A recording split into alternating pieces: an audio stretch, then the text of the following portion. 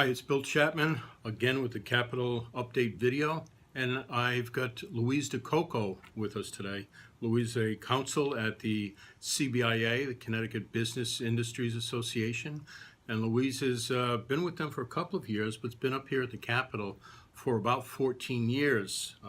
She started when she was about 12, lobbying, Quinnipiac Law School, undergrad. Boston University. Boston University, and she's got herself back here in Connecticut, and she lobbies, and she's a hockey mom. So the CBIA, for the first time, got a little bit involved in the politics by supporting a couple of candidates during the last election to try to get some more business-oriented legislators involved. I'm sure that that's working out to some degree for you. What are you finding are your biggest issues that you're dealing with? Louise is also a member of our tax law section. She's a member of the business law section and has dealt with us previously. But the issues that you're dealing with primarily to try to get us back gain some ground and keep us and make us more competitive for businesses. Yeah, this year we're really watching tax increases. We are adamant that we cannot continue on that path. We've seen what's happened in the last two cycles.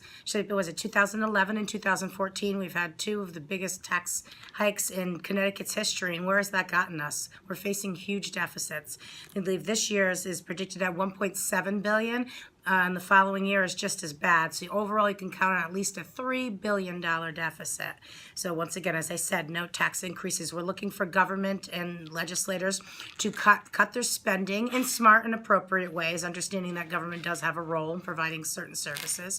Also would like them to continue on the pace of using more nonprofit providers for their services. They do it at a much less cost in the state, and they provide just as, if not in some cases, more efficient services.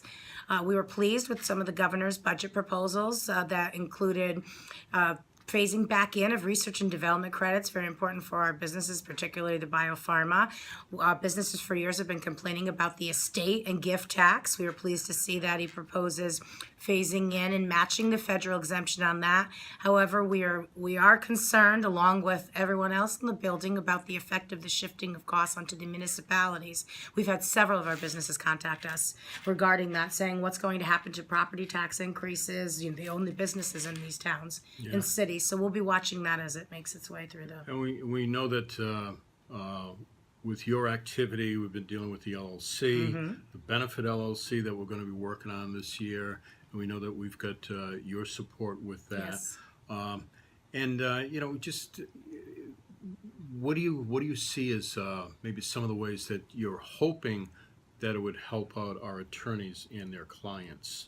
You know, by some of the activity. Streamlining, that's always a big thing. Predictability, streamlining some of the regulations. Just this week, there was a bill that we both were, as always, I would say always, but we were on the same page with the Connecticut Bar Association. There was a bill in planning and development that I testified in opposition to, and the litigation session also had testimony on it that would really not allow contingency fee agreements between businesses and attorneys for property tax appeals. We all know taxes go up. If you look at your bill, you want to be able to hire an attorney. So I testified in opposition to that. I don't think anybody should be interfering in a private contractual relationship between an attorney and...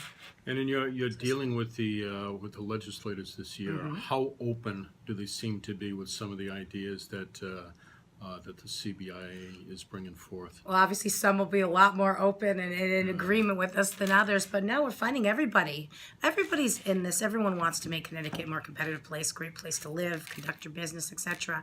But everybody's aware we really are in a bad situation, and we've got to come up with a solution to it. Can't keep continuing this spiral of deficit after deficit. Yeah, and we've got a few more weeks, and we'll be back next week with, you know, I'm not sure who yet. But you know, most of us we tend to be on the same page in a lot of areas. For the CBA, we have folks starting to come in next week, starting to testify on some of the issues.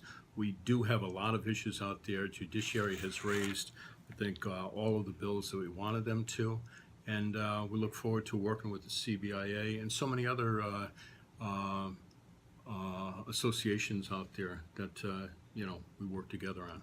Been a little repetitive, but we'll come back and repeat with somebody else next week. Thank you very much. Thank you.